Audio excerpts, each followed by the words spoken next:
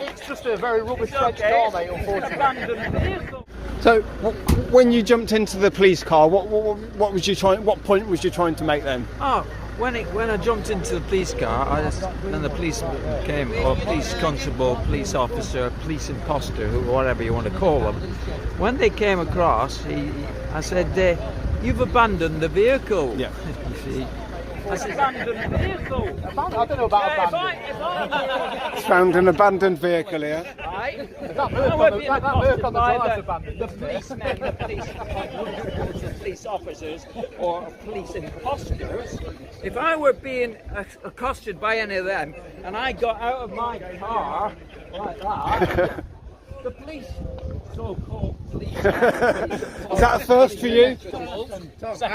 Second. Whoa. See, it's my car. For having it. See, it's abandoned.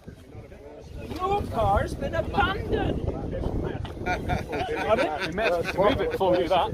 What's the person actually right? Is that Yeah, I asked you to move it.